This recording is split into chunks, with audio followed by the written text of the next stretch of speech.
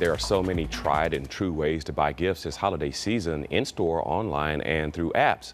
But there are also some new ways to pay. The Fox 5 iTeam's Dana Fowle is here to talk about a few mobile payment apps that you might want to get familiar with. Dana, you know, it seems old-fashioned. Forever we paid in cash, you and I, yes. but you know, then we swiped a card. We thought that was crazy. And now we pay through our phones. These are digital wallets, and they can be faster, and they can keep you from carrying cash. But some of you might be a little bit like me, and I got to be honest, I was not that familiar with what's available until this week. So I am learning with you, and I've plucked 3 more widely used digital wallet apps to show you, and we're going to highlight 2 Android apps.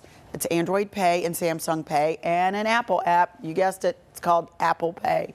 So let's start with iPhones. Apple has an app, it's called Wallet, where many of you already store your coupons, rewards cards, movie tickets, boarding passes.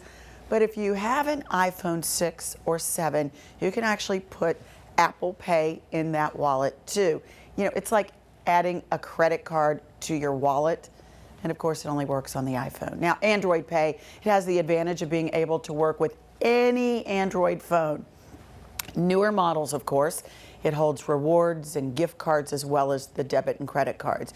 You just tap, pay, and just like that, it's done. This is how they all work, though. Paying with a digital wallet, whichever one you use, is really that easy. And now this takes us to Samsung Pay.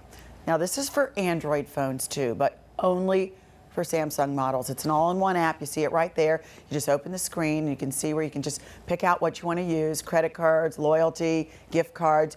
You use them all similarly. You activate it, then you put in some sort of verification, like a thumbprint or a PIN, then you load your card and put it on that device, and you just use it. Now, that's how they are similar. Let me show you how they are different from one another. Again, let's start with the iPhone.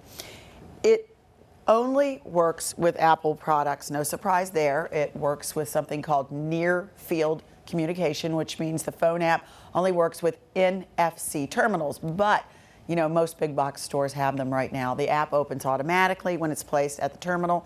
And finally, you can use Apple Pay as in-app payment too. For example, you call Uber and you can put your Apple Pay in the Uber app as a payment option. So that's cool. Android Pay.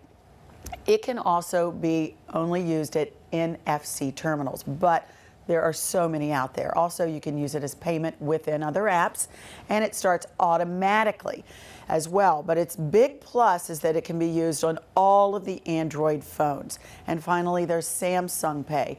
It's only available on Samsung phones, but, and here's a biggie, it can be used not only at NFC terminals, but can also be read by the old-fashioned magnetic card readers, if you can believe it. So you can use this one at a whole lot more places, and it's activated by an extra layer of security, either with a thumbprint or a PIN.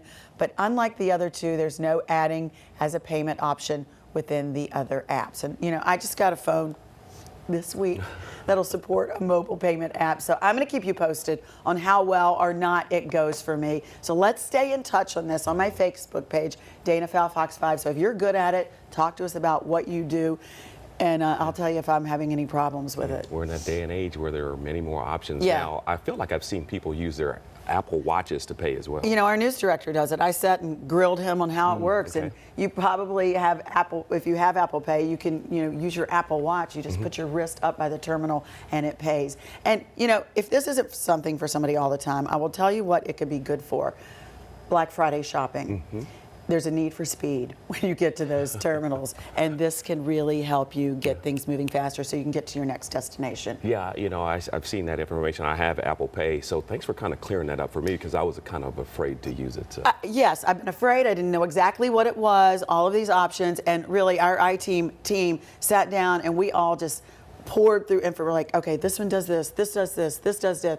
So we learned a lot too, and we're going to keep learning and get some feedback from you. Stay tuned to that Facebook page, Dana. Thank you.